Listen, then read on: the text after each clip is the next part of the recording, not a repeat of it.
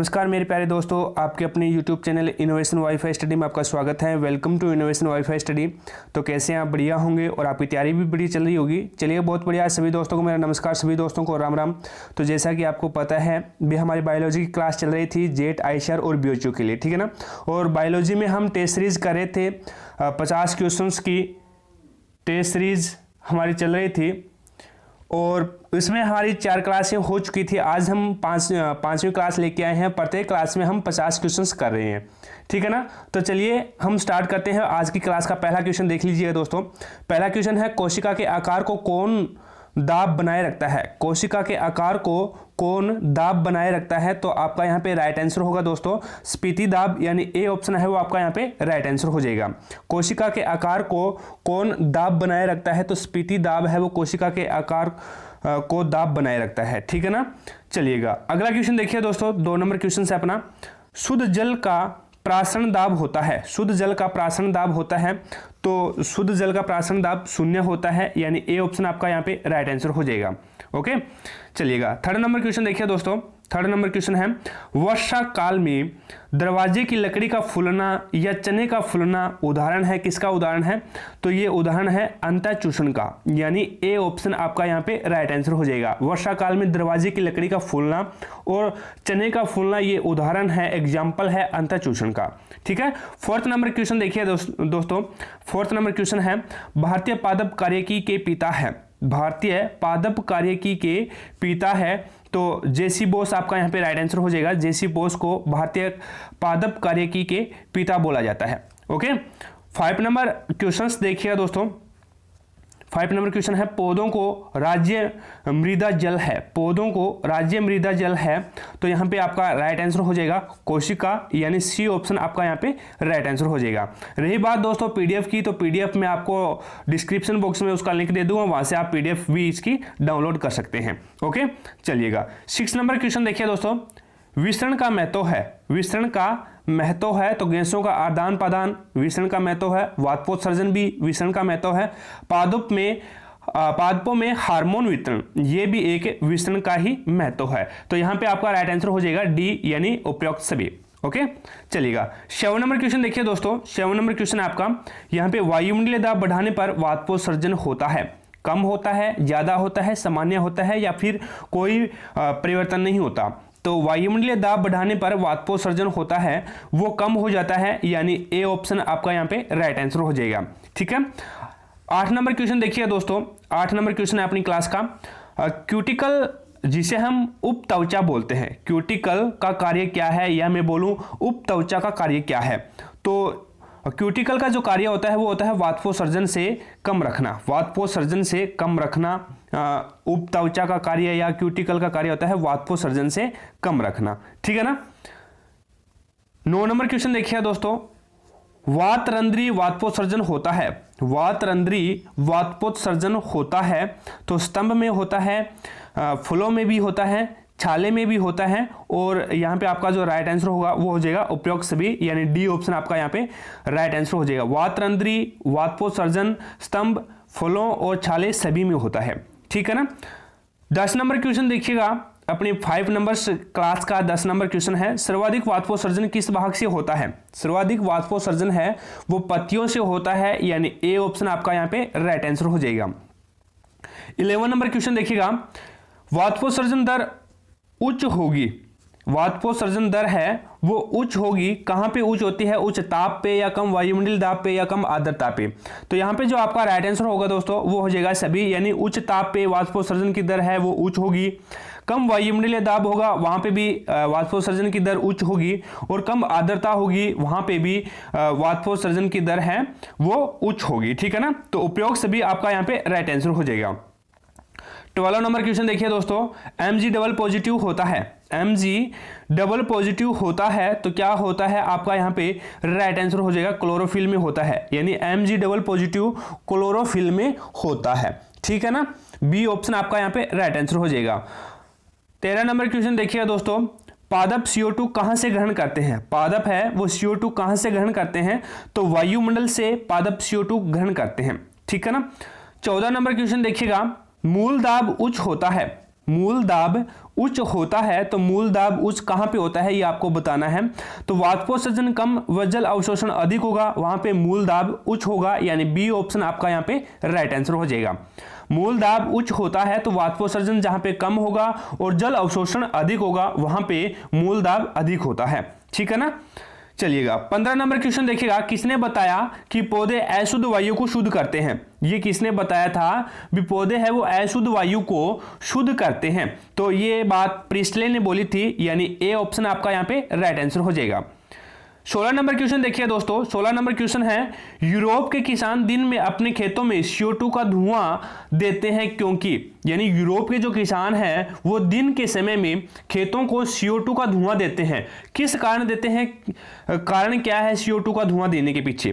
तो यहाँ पे देखिएगा 16 नंबर क्वेश्चन है, इसका आपका राइट आंसर होगा वाष्पोत्सर्जन रोकने हेतु, यानी ए ऑप्शन आपका यहाँ पे राइट आंसर हो जाएगा। यूरोप के जो किसान हैं वो दिन में खेतों को CO2 का धुआं देते हैं क्योंकि वाष्पोत्सर्जन की जो दर है वो रोका जा सके। ठीक है ना, वाष्पोत्सर्जन को रोका जा सके। 17 नंबर क्वेश्चन देखिए दोस्तों, अमीबा अपनी ऊर्जा सबसे अधिक किस कार्य को करने में खर्च करता है? अमीबा अपनी ऊर्जा सबसे अधिक किस कार्य को करने में खर्च करता है? तो आपका यहाँ पे राइट आंसर हो जाएगा उत्सर्जन में, यानी बी ऑप्शन आपका यहाँ पे राइट आंसर हो जाएगा।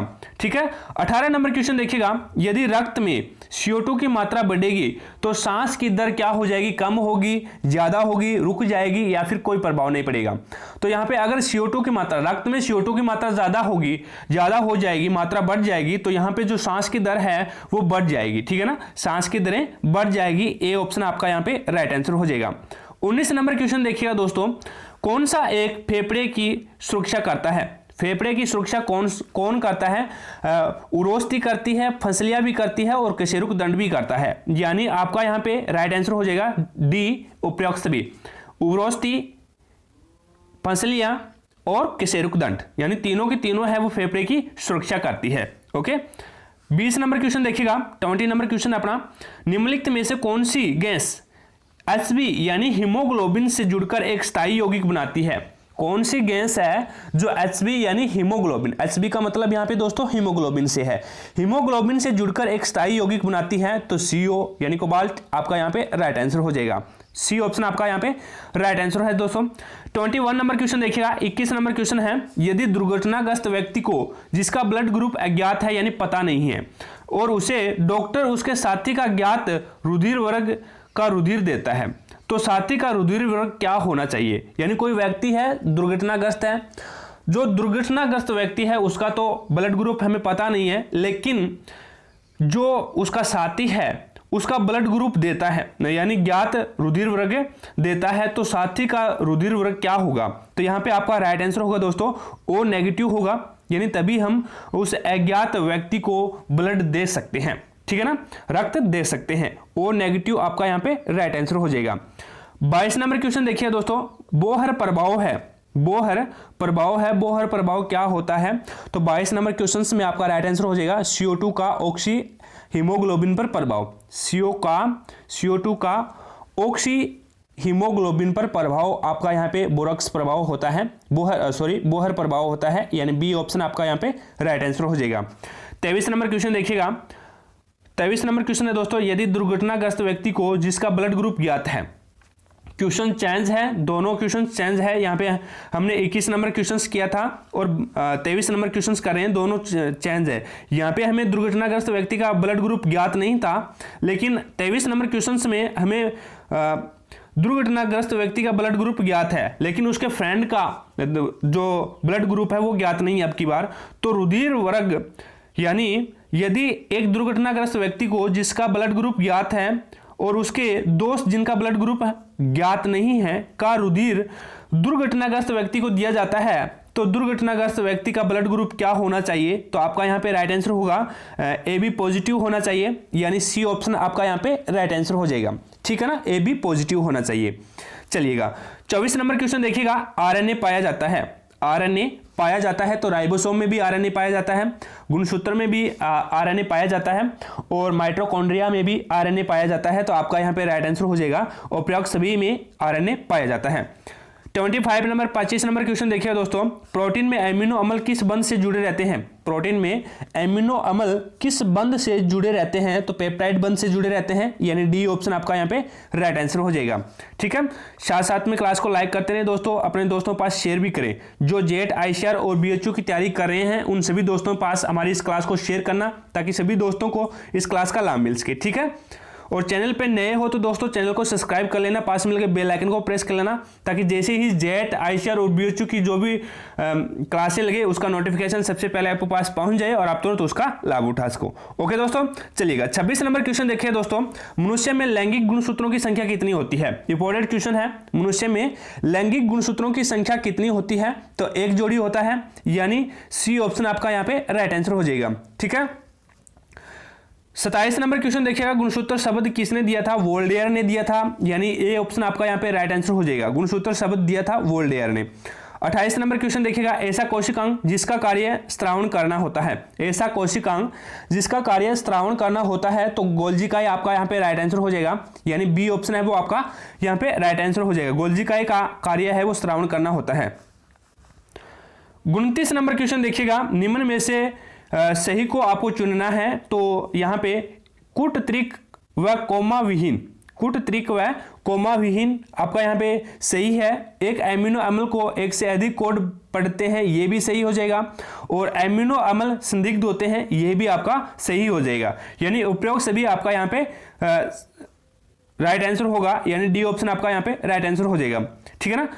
30 नंबर क्वेश्चन देखिएगा, स्टार्च का संग्रह करता है। स्टार्च का संग्रहण करता है, तो यहाँ पे जो आपका राइट आंसर होगा एमाइलोप्लास्ट, एमाइलोप्लास्ट आपका यहाँ पे राइट आंसर हो जाएगा। स्टार्च का संग्रहण करता है तो एमाइलोप्लास्ट है वो स्टार्च का संग्रहण करता है। ठीक है ना। 31 नंबर क्वेश्चन देखिए दोस्तों, 31 नंबर क्वेश्चन है, कोशिका भित्ति का मुख्य घटक क्या होता है? कोशिका भित्ति का मुख्य घटक सेलुलोज होता है, यानी सी ऑप्शन आपका यहाँ पे राइट आंसर हो जाएगा। 32 नंबर क्वेश्चन देखिएगा, 32 नंबर क्वेश्चन है, कोशिका विभाजन की सबसे सक्रिय अवस्था कौन सी होती है? कोशिका विभाजन की सबसे सक्रिय अवस्था इंटरफेज होती है। कोशिका विभाजन मैंने आपको करवा दिया है बेसिक तरीके से, ठीक है ना, थ्योरेटिकल क्लासें लगी है वो आप जाके देख लीजिएगा। 32 नंबर में बी ऑप्शन आपका यहाँ पे राइट आंसर हो जाएगा, इंटरफेज अवस्था। 33 क्वेश्चन देखिएगा, 33 नंबर क्वेश्चन देखिएगा, जीव द्रव्य है, जीव द्रव्य है, जल स्नेही होता है, कोलाइड तंत्र भी होता है और शोल लेज भी होता है, यानी डी ऑप्शन आपका यहाँ पे राइट आंसर हो जाएगा। उपयोग सभी जीव द्रव्य है, जल स्नेही, कोलाइड तंत्र और शोल जेल, शोल जेल भी होता है। ठीक है ना, तो उपयोग सभी आपका यहाँ पे राइट आंसर हो जाएगा। 34 नंबर क्वेश्चन देखिए दोस्तों, रुई के रेशों का पानी में डुबोने पर जल अवशोषण होगा, जल अवशोषित होगा। रुई के जो रेशे हैं उसको अगर हम पानी में डुबोएंगे तो उसमें जल अवशोषित होगा, वो किस कारण से होता है ये आपको बताना है। तो विस्तरण अंतर शोषण के कारण होता है, यानी बी ऑप्शन आपका यहाँ पे राइट आंसर हो जाएगा। अंतर शोषण के कारण यहाँ पे जल अवशोषित होगा। ठीक है ना। 35 नंबर क्वेश्चन देखिएगा, पानी से अच्छी तरह सिंचित पौधे के तने को अनुप्रस्थ काटने पर कटी सतह से पानी बहना किस कारण होता है? पानी का बहना किस कारण से होता है? तो मूल दाब से होता है, यानी बी ऑप्शन आपका यहाँ पे राइट आंसर हो जाएगा। पानी से अच्छी तरह सिंचित पौधे के तने को अगर हम अनुप्रस्थ काटेंगे तो उस कटी हुई सतह से पानी बहना मूल दाब के कारण होता है। ठीक है ना। 36 नंबर क्वेश्चन देखिएगा, किस कारण से एक वृक्ष की छाया छत्ते की छाया से ठंडी होती है? तो आपका यहाँ पे राइट आंसर हो जाएगा दोस्तों, वो हो जाएगा वाष्पोत्सर्जन के कारण होता है, यानी सी ऑप्शन आपका यहाँ पे राइट आंसर हो जाएगा। वृक्ष की छाया से भी, वृक्ष की छाया छत्ते की छाया से ठंडी होती है तो वाष्पोत्सर्जन के कारण होती है। ठीक है ना। 37 नंबर क्वेश्चन देखिएगा, किस चक्कर का प्रथम स्थायी उत्पाद OAA, यानी oxalic amino acid, oxalic amino acid OAA का फुल फॉर्म होती है ऑक्जेलिक एमिनो एसिड। ठीक है ना। किस चक्कर का प्रथम स्थायी उत्पाद होता है? Oxalic amino acid. तो आपका यहाँ पे C4 चक्कर का होता है, यानी बी ऑप्शन आपका यहाँ पे राइट आंसर हो जाएगा। ठीक है ना।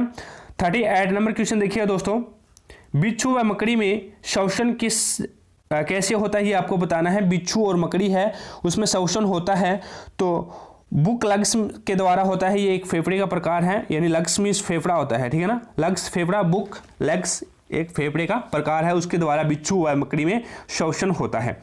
39 नंबर क्वेश्चन देखिएगा, भोजन मार्ग व श्वसन मार्ग का क्रॉस पथ होता है। भोजन मार्ग व श्वसन मार्ग का क्रॉस पथ होता है, तो ग्रसनी आपका यहाँ पे राइट आंसर हो जाएगा। बी ऑप्शन है वो आपका यहाँ पे राइट आंसर हो जाएगा, ग्रसनी। 40 नंबर क्वेश्चन देखिएगा, रक्त की गैस या अशुद्धि दूर करते हैं। रक्त की गैस या अशुद्धि फेफड़े दूर करते हैं। सी ऑप्शन आपका यहाँ पे राइट आंसर हो जाएगा। रक्त की जो गैस या अशुद्धि है वो फेफड़े दूर करते हैं। 41 नंबर क्वेश्चन देखिएगा, खमीर एक क्या है? खमीर है एक जीवाणु कवक विषाणु शिवार। तो खमीर एक कवक होता है। बी ऑप्शन आपका यहाँ पे राइट आंसर हो जाएगा। 42 नंबर क्वेश्चन देखिएगा, वशानुक्रम इकाई है। वशानुक्रम इकाई है, तो यहाँ पे जो आपका राइट आंसर होगा दोस्तों वो हो जाएगा जीन, यानी बी ऑप्शन आपका यहाँ पे राइट आंसर हो जाएगा। वशानुक्रम इकाई है जीन की, ठीक है ना। 43 नंबर क्वेश्चन देखिएगा, पौधे में पुष्पन होने में दिन की लंबाई कम, तो सबसे पहले किस पौधे में देखा गया था? पौधे में पुष्पन होने में दिन की लंबाई कम है, तो सबसे पहले किस पौधे में देखा गया था? तो तंबाकू में देखा गया था। ए ऑप्शन आपका यहाँ पे राइट आंसर हो जाएगा। 43 में ए आ जाएगा, ठीक है ना। 44 में देखिए दोस्तों, कीटभक्षी पौधे में होने वाली गति। कीटभक्षी पौधे में होने वाली गति है, तो कीटभक्षी जो पौधा होता है उसमें सभी गति होती है। वक्रता गति भी होती है, रसायनाकुंचन भी होती है, स्पर्शानुकुंचन भी होती है, ठीक है ना। उपयोग सभी आपका यहाँ पे राइट आंसर हो जाएगा।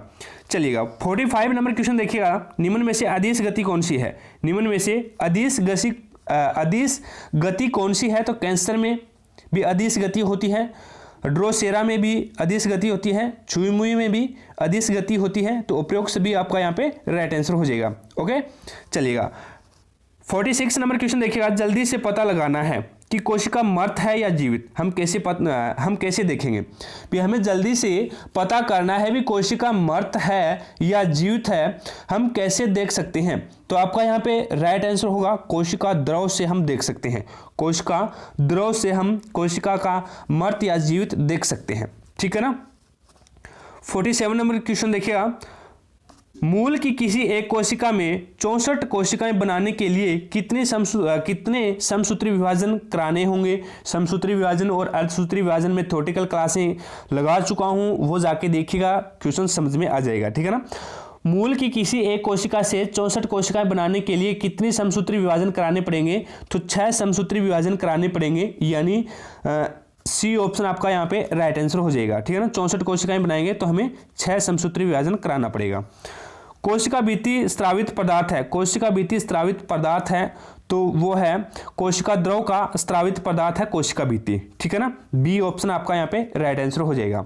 चलिएगा 49 नंबर क्वेश्चन देखिएगा, 49 नंबर क्वेश्चन है, एक छोटे डीएनए के टुकड़े में 40 थायमिन व 50 गुआनिन है, तो उस टुकड़े में कुल कितने न्यूक्लियोटाइड होंगे?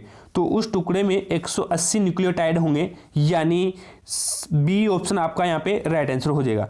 एक छोटे डीएनए के टुकड़े में 40 तो थायमिन है और 50 गुआनिन है, तो उस टुकड़े में कुल कितने न्यूक्लियोटाइड होंगे? तो 180 न्यूक्लियोटाइड होंगे। बी ऑप्शन आपका यहाँ पे राइट आंसर हो जाएगा। 50 नंबर क्वेश्चन देखिए दोस्तों, आज की क्लास का लास्ट क्वेश्चन है अपना, उदान मटर के परतानों का किसी आलंब पर लिपट जाना किस प्रकार का उदाहरण है? उदान मटर के परतानों का किसी आलंब पर लिपट जाना किस प्रकार का एक उदाहरण है? तो स्पर्शानुवर्तन एक उदाहरण है, स्पर्शानुवर्तन का एक उदाहरण है, यानी ए ऑप्शन आपका यहाँ पे राइट आंसर हो जाएगा। तो दोस्तों आशा करता हूँ 50 क्वेश्चंस आज की क्लास में हमने किए हैं वो सारे के सारे आपको समझ में आ गए होंगे, ठीक है ना। क्लास कैसी लगी है दोस्तों मुझे कमेंट बॉक्स में कमेंट करके जरूर बताना। क्लास को ज़्यादा से ज़्यादा दोस्तों लाइक करना और अपने दोस्तों के पास शेयर करना। जितने भी आपके पास फेसबुक ग्रुप है, व्हाट्सएप ग्रुप है, उन सभी पे अपनी क्लास को शेयर करना ताकि सभी दोस्तों को इस क्लास का लाभ मिल सके। चैनल पे नए हो तो दोस्तों चैनल को सब्सक्राइब कर लेना, पास में लगे बेल आइकन को प्रेस कर लेना ताकि जैसे ही जेट आईसीआर और बीएचयू की क्लासें डालें तो उसका नोटिफिकेशन सबसे पहले आपके पास पहुंच जाए और आप तुरंत उसका लाभ उठा सको। तो आज की क्लास में इतना ही, नेक्स्ट क्लास में मिलेंगे दोस्तों, तब तक जय हिंद जय भारत।